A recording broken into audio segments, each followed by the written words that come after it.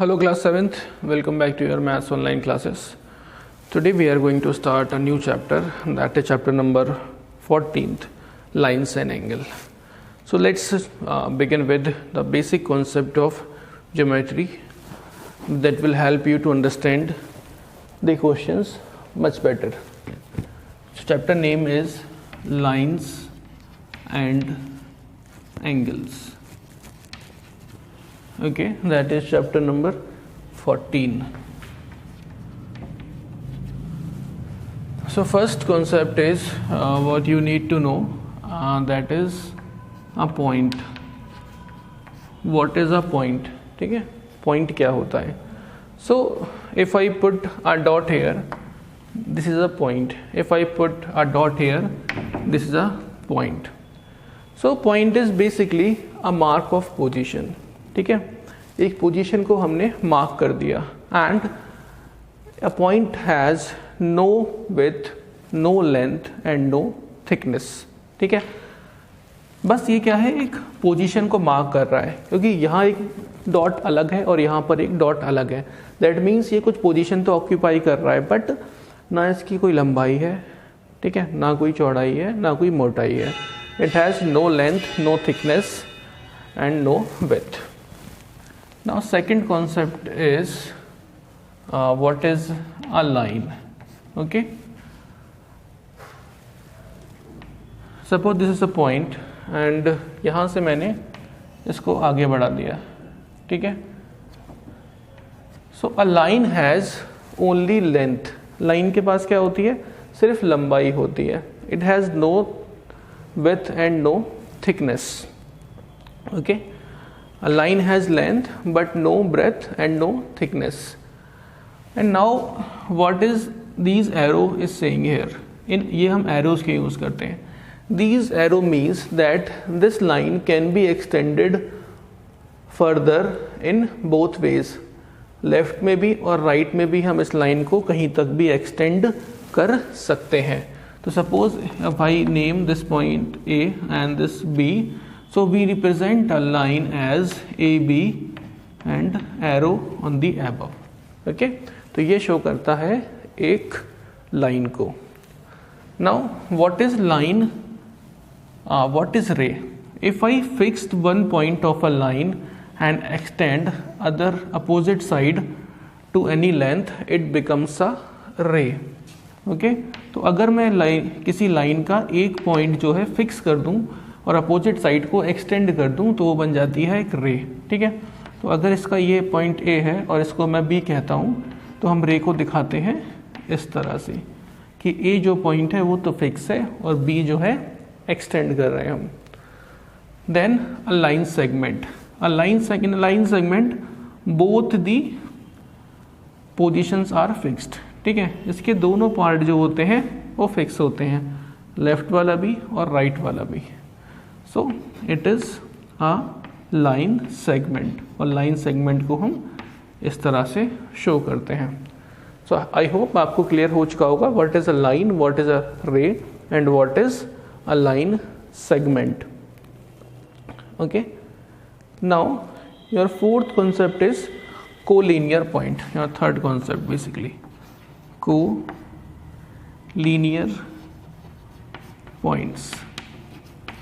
अब ये collinear points क्या होते हैं? Suppose I have a line, this is a line and in this line I have 3 or more than 3 points. So these points are said to be collinear points. अगर किसी line में 3 या 3 से ज़्यादा point हैं तो वो पॉइंट कहलाते हैं collinear point. Suppose this is A, B, C and D. So A, B, C and D are collinear points. Okay, then we have intersecting line.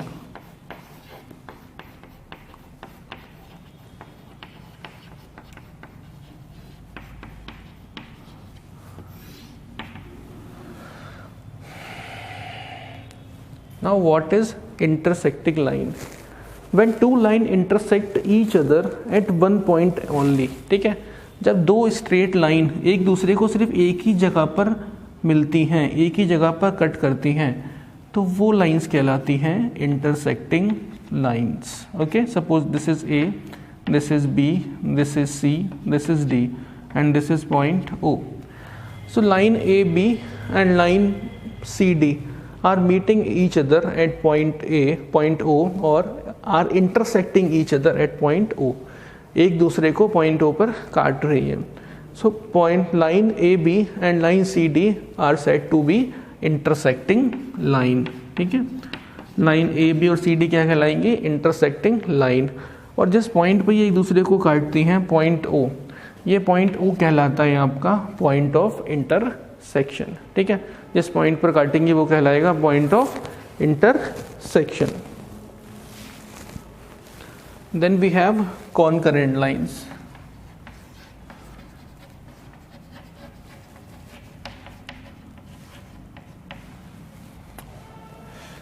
So if 3 or more than 3 lines are passing through the same point, ठीक है, suppose this was the point O, तो अगर 3 या 3 से ज़्यादा lines एक ही point से होकर गुजरती हैं या फिर एक ही पॉइंट पर इंटरसेक्ट करती हैं, तो वो लाइंस आपस में कहलाती हैं कॉनकरेंट लाइंस। ठीक है, तो जितनी भी लाइंस आपको दिखाई दे रही हैं, ये सब लाइन कैसी हैं? कॉनकरेंट लाइंस। ठीक है, आई होप आपको समझ में आ गया होगा। Then we have parallel lines. ये तो आपने बचपन से सुना ही होगा। What is parallel lines? The lines which do not meet. ठीक है, ऐसी लाइन जो कभी नहीं मिलती and the distance between them remain the same are called parallel lines. Okay, two lines are said to be parallel to each other if they do not meet or intersect which to each other up to what length they may be produce। कितना भी हमें आगे बढ़ा दें, ये कभी आपस में नहीं मिलती। ठीक है, और इनके बीच की जो डिस्टेंस है वो बराबर रहती है। ये कहलाती हैं आपकी पैरेलल लाइंस। आगे बढ़ते हैं।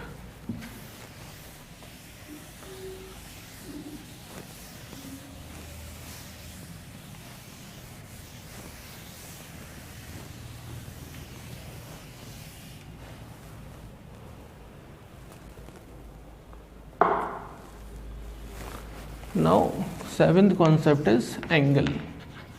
What is an angle? So an angle is formed basically when two lines start from the same point. ठीक है, or we can say when two lines have a common end point. ठीक है, ये line है, दो lines, इनका जो and point है ये कॉमन है, तो इनके बीच की जो डिस्टेंस होती है ये बन जाता है एक एंगल। ठीक है, तो जब दो लाइंस किसी एक ही पॉइंट से स्टार्ट होंगी तो उनके बीच की जो डिस्टेंस होगी वो कहलाती है कोई भी एंगल। ठीक है, कुछ भी ले लें, सपोज दिस तरह से इसी पॉइंट से दो लाइन गई, दिस इज एंगल।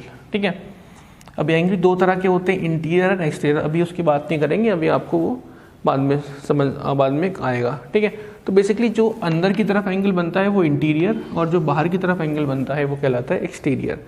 तो ये आपका, ठीक है, this is interior, this is exterior angle. Okay, this is interior, this is exterior angle. So this is basically angle.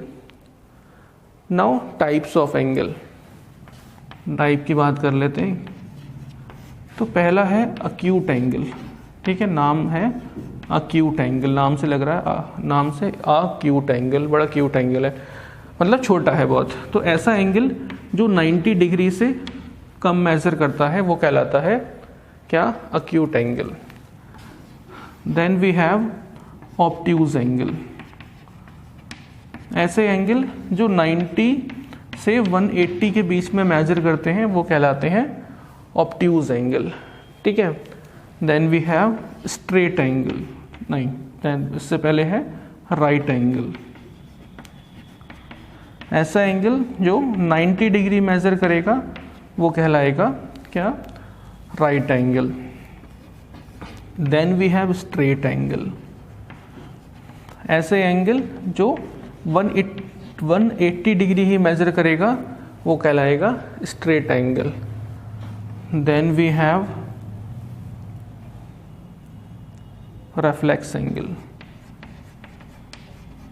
ठीक है, ऐसे एंगल जो 180 टू 360 के बीच में लाई करेंगे, मतलब 180 से बड़ा और 360 से छोटा, वो एंगल आपका कहलाएगा reflex angle. And in the end we have what, complete angle. ऐसा एंगल जो 360 डिग्री मेजर करेगा वही कहलाता है आपका complete angle. Okay, so acute 90 से लेस, ऑब्ट्यूज 90 से ज़्यादा, 180 से कम, राइट एंगल जो खुद 90 का हो, स्ट्रेट जो 180 का हो, रिफ्लेक्स 180 से ज़्यादा 360 से कम, कंप्लीट जो 360 का हो वो कंप्लीट एंगल। ओके, अब कुछ प्रॉपर्टीज़ हैं एंगल की, उसको डिस्कस कर लेते हैं जो आपको क्वेश्चंस में काम आएंगे।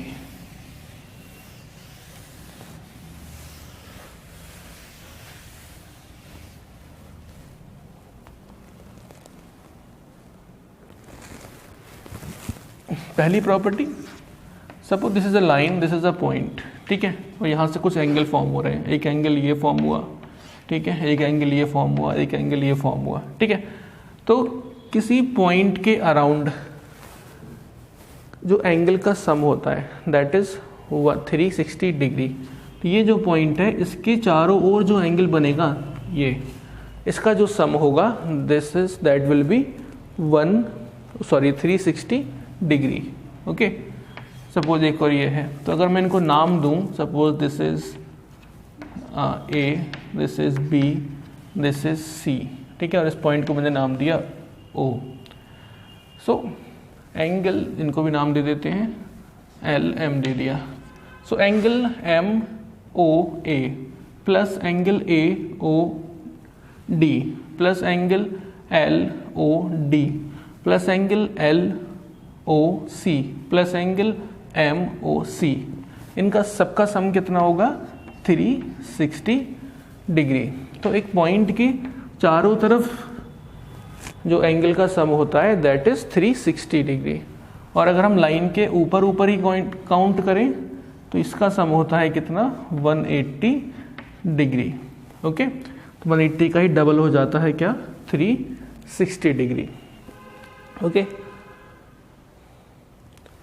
Now when two straight lines intersect each other, जब दो स्ट्रेट लाइन एक दूसरे को इंटरसेक्ट करती हैं तो there are basically 4 angles are formed.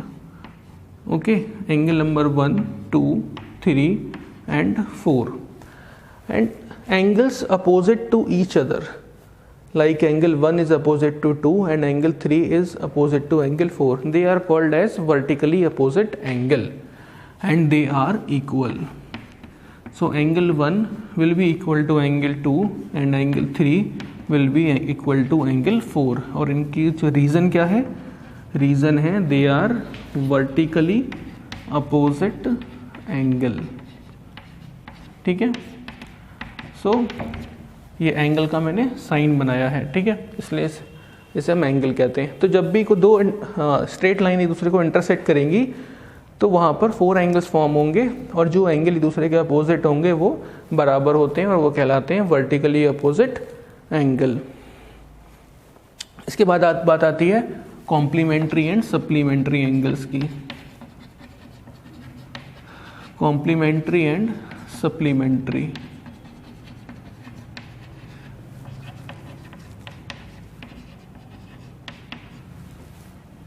तो ऐसे दो एंगल जिनका सम 90 डिग्री हो वो कहलाते हैं कॉम्प्लीमेंट्री एंगल्स। ठीक है, और ऐसे दो एंगल जिनका सम 180 डिग्री हो वो कहलाते हैं supplementary angles. So if they are, suppose there are 2 angle, angle 1 and angle 2, if their sum is 90 degree then angle A and angle 1 and angle 2 will be called as complementary to each other, and if the sum of these angles are 180 degree then angle A1 and angle 2 will be called as supplementary to each other. तो अगर सम इनका 90 degree होगा तो 1 और 2 एक दूसरे के complementary कहलाएंगे और 1 और 2 का सम अगर 180 होगा तो एक दूसरे के सप्लीमेंट्री कहलाएंगे। ओके, आगे बढ़ते हैं, कुछ और कॉन्सेप्ट देखते हैं।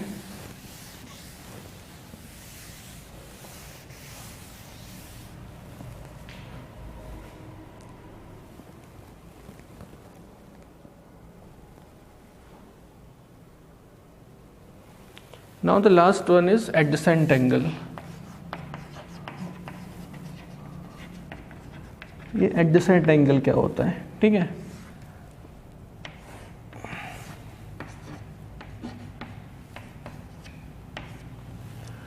सो two angles are said to be adjacent. दो एंगल एक दूसरे के एडजेसेंट कब कहलाते हैं, उनके लिए तीन प्रॉपर्टी हैं जो आपको पता होनी चाहिए। पहली property, they should have a common vertex, ठीक है, they should have a common vertex. Second property, they should have a common arm.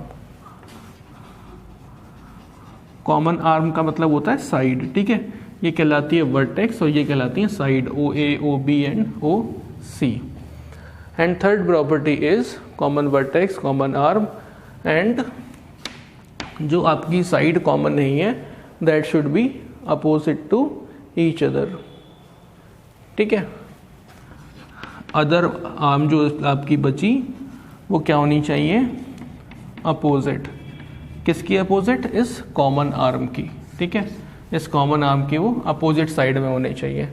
तो सपोज यहाँ देयर आर टू एंगल्स, ठीक है, एक एंगल फॉर्म है आपका ए ओ बी और एक एंगल है आपका बी ओ सी, ठीक है। अब हमें बताना है कि क्या ये एक दूसरे के एडजेसेंट है या नहीं। तो पहले हमने देखा कॉमन वर्टेक्स, ठीक है, तो दोनों में आपको दिख रहा है ओ जो है वो दोनों की कॉमन वर्टेक्स है, पहली प्रॉपर्टी सेटिस्फाई हो गई। Then common arm O B, इस एंगल में भी ये आर्म आ रही है और इस एंगल में भी ये आर्म आ रही है, तो ओ बी क्या हो गया, दोनों में कॉमन, ठीक है। देन इस कॉमन आर्म के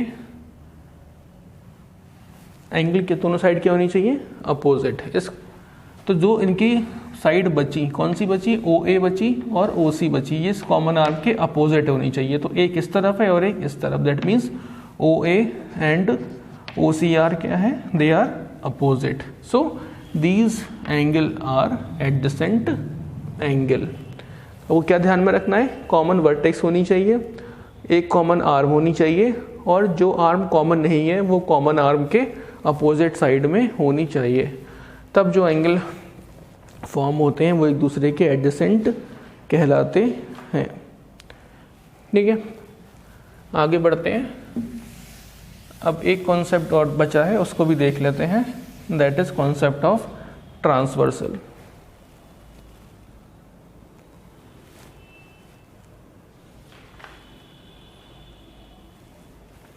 So suppose there are two lines, transversal. Suppose there are two parallel lines. Okay, ये दो parallel lines है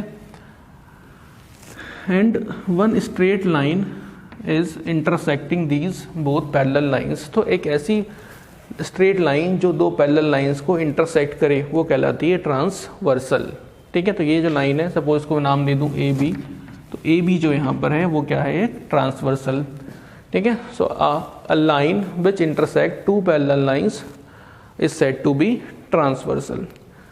अब जब ट्रांसवर्सल आपका फॉर्म होगा तब वहाँ पर 8 एंगल्स फॉर्म होते हैं। जब भी लाइन कट करेगी तो वहाँ पर आपको 8 एंगल्स फॉर्म होंगे। वो एंगल कौन कौन से हैं, सपोज मैं नाम दे दिया इनको 1 2 3 एंड 4, ठीक है। 4 एंगल तो यहाँ बने, ऐसी 4 एंगल्स नीचे बनेंगे, ठीक है। तो इनको मैं नाम दे दिया सपोज 5 6 7 एंड 8, ओके। तो 4 एंगल्स यहाँ बने और 4 एंगल्स यहाँ पर बने।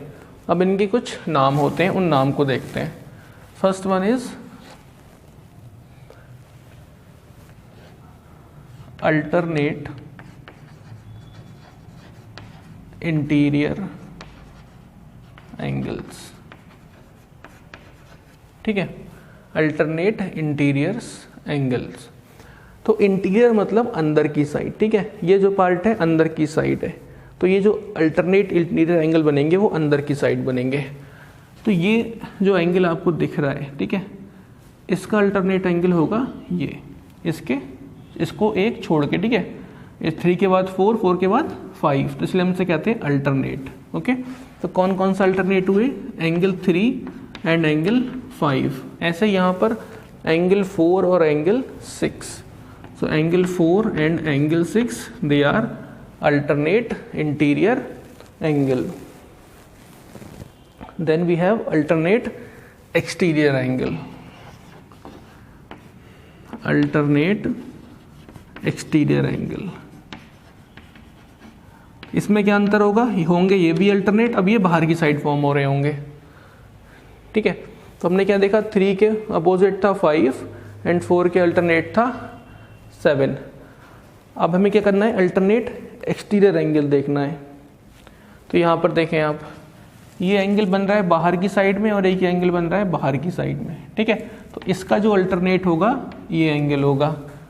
तो 1 एंड एंगल 7, और ये बाहर बन रहा है 2 और ये बाहर बन रहा है 8. तो 2 अल्टरनेट होगा 8 का. सो एंगल 2 एंड एंगल 8. ठीक है, अब यहाँ पे आपको प्रॉपर्टी क्या याद रखनी है कि alternate interior and alternate exterior angle are equal, ये आपस में बराबर होते हैं. So angle 3 will be equal to angle 5 and angle 4 will be equal to angle 6. Angle 1 will be equal to angle 7 and angle 2 will be equal to angle 8.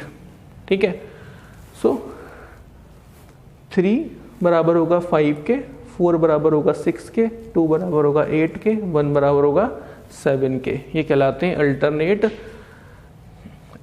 Interior and alternate exterior angle. अब हम आते हैं किस पे, vertically opposite angle, जो हमने अभी देखे भी थे. हमने किस में देखे थे, ये जब हमने बताई थी कि जब एक लाइन आपस में दूसरे को कट करते हैं तो ये एंगल कैसे कहलाते हैं एक दूसरे के, वर्टिकली अपोजिट. ठीक है, तो यहाँ पर सेम ही कॉन्सेप्ट लग रहा है, तो ये इसके अपोजिट और ये इसके अपोजिट. ठीक है, so angle 1 and angle 3, angle 2 and angle 4, और यहाँ पर क्या होंगे 6, 8 और 5, 7. Angle 6, angle 8, angle 5, angle 7. और हमने देखा था कि वर्टिकली अपोजिट एंगल आपस में इक्वल होते हैं, तो ये भी आपस में कैसे होंगे, बराबर होंगे. ठीक है, इसके बाद बात आती है किसकी, करस्पॉन्डिंग एंगल्स की.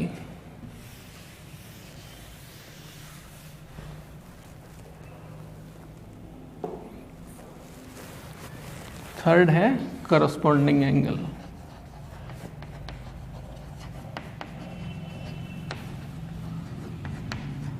और करस्पॉन्डिंग एंगल भी क्या होते हैं, आपस में बराबर होते हैं. ठीक है, तब देखें करस्पॉन्डिंग क्या होंगे, ये लाइन जा रही है. ठीक है, तो यहाँ पे एक एंगल बन रहा है 1, तो इसके करस्पॉन्डिंग होगा यही एंगल 5, तो 1 इक्वल होगा 5 के. ऐसे यहाँ पर इस लाइन पे नीचे बना हुआ है 4 और इस लाइन पे नीचे बना हुआ है 8, तो एंगल 4 बराबर होगा एंगल 8 के. ऐसे इधर देखें, इधर बना हुआ है 3 और नीचे बना हुआ है 7, तो 3 will be equal to 7 and ऊपर साइड में है 2 और यहाँ पर है 6, so angle 2 will be equal to angle 6. ठीक है, तो करस्पॉन्डिंग एंगल्स आर इक्वल. और आखिरी में हमारे पास बचता है को इंटीरियर एंगल.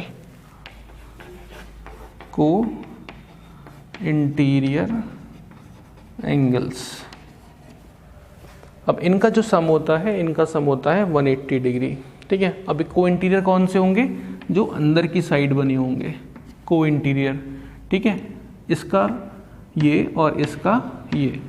ठीक है, इंटीरियर मतलब अंदर की साइड और को इंटीरियर मतलब एक दूसरे के सामने वाले angle. So angle 3 plus angle 6 will be 180 degree. ऐसा ही angle 4 plus angle 5 will be 180 degree. तो को इंटीरियर एंगल्स कैसे होते हैं, दे आर सप्लीमेंट्री. ठीक है, इनका जो सम होता है वो कितना होता है, 180 डिग्री. ओके, तो यही हमारी जो कॉन्सेप्ट था ट्रांसवर्सल का. ये इतने सारे एंगल्स आपको पता होने चाहिए, यहीं से आपकी बेसिक ज्योमेट्री की स्टार्टिंग होती है. अगर आपको इनके बारे में क्लियर नहीं है तो आप ज्योमेट्री के सवाल नहीं कर पाएंगे. तो इस वीडियो को ध्यान से देखें, दोबारा चला के देखें, समझ में नहीं आता है और हम मिलते हैं नेक्स्ट वीडियो में, जहाँ पर हम कुछ क्वेश्चन सॉल्व करेंगे एक्सरसाइज से। Till then take care, bye bye.